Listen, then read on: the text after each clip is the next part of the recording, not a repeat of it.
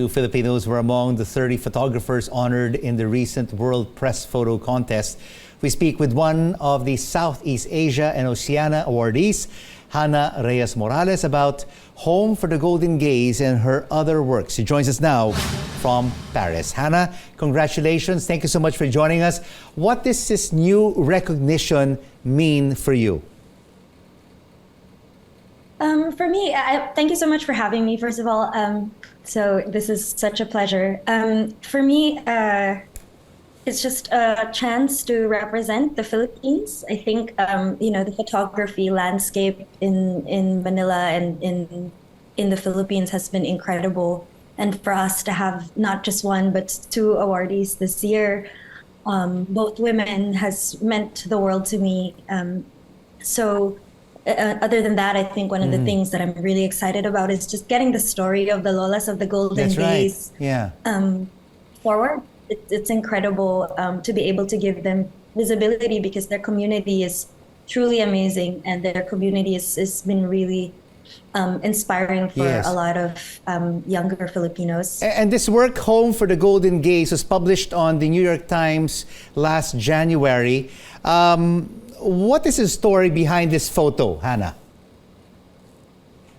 Yeah, so I always had known about the Lolas of the Golden Gaze. I have always been curious about alternative models of family. I've always been curious about what it means to create home for ourselves and what it means to have community.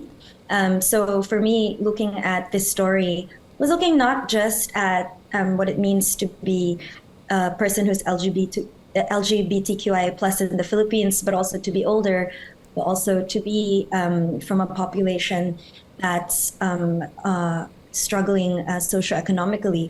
So all those intersections together, coming, for the Lolas of the Golden Gaze to come together over, all these shared experiences, I think was something that really, I wanted to take a closer look at it.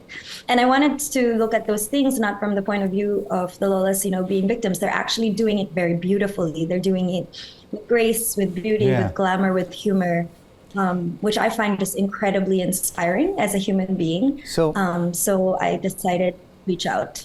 So when you look through your lens and took the photos, what did you see and what did you feel? Well, for me, the camera, so I don't usually take a photo on my face. I take it here. I tend to use it as a way to exchange, to connect with people. With the Lolas, they were very, very open to me. When I had my camera there, it didn't really feel like I was, too much. I felt super welcome, one. They are very hospitable. Their home is wonderful and full of laughter and the smell of cooking and I don't know, I just felt at home with them and that's mostly a credit to them, really. I was just sort of there to witness what daily life was like for them. So I thought that was really a lovely experience. There are a lot of award-winning photographers all over the world, and you are one of them.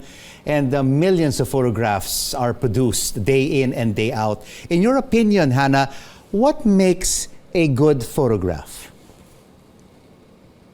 Well, for me, I think the most important thing is, at least for my, a little nook of photography, which is documentary photography, I think the most important thing is that people feel like they can they can hold their gaze on an image.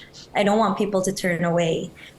For the Golden Gaze, I think it's one of those stories where I wanted people to be invited into thinking about an experience that they might not know firsthand, but looking at people, with softness and with admiration, with empathy, and with love, really. So for me, that's what I try to do, and that's also the kind of imagery that I'm drawn to. And you've documented, Hannah, many problematic issues that society faces today. You have conflicts, you have forced marriages, women refugees, the war on drugs, among others. What are some of the roadblocks that you had to overcome through your photojournalistic career? Well, for me, I think, it was very important for me to document some of the most pressing issues of our time. But as a photographer, I was really most curious about how normal lives and daily lives are lived amidst those experiences of violence and trauma. I wanted to document, and I know the term resilience is very loaded for Filipinos, but for me, it was important to sort of see how people live their daily lives amidst that violence and amidst that trauma, amidst that difficulty and hardship. For me, that's kind of the teaching moment when it comes to photography. For me, as a photographer, when I'm in these spaces, I always feel like I'm growing and I'm learning. And it's something that I, as a person and as a practitioner, want to share because I want the images to have some use in the world. And for women who want to be a photojournalist like yourself, what is your advice to them? One of the things that I wish I had learned earlier on when I was starting out was just to value my own vision, to value my own look and gaze at the world. When I was younger, I think I was trying to emulate images taken by men, images taken by people with which the world didn't open up to them the same way. And I think as soon as I realized that how the world looked to me was important enough to photograph, that was when I realized that I had something to say, that I had something valuable to share as a person. So for women photographers, I guess just realizing, recognizing, and affirming that is one of the things that I tend to try to impart to my own students. And we are really very proud of you and what you've achieved in your career. Thank you so much for joining us on The Final Word. Award-winning photojournalist Hannah Reyes-Morales joining us from Paris.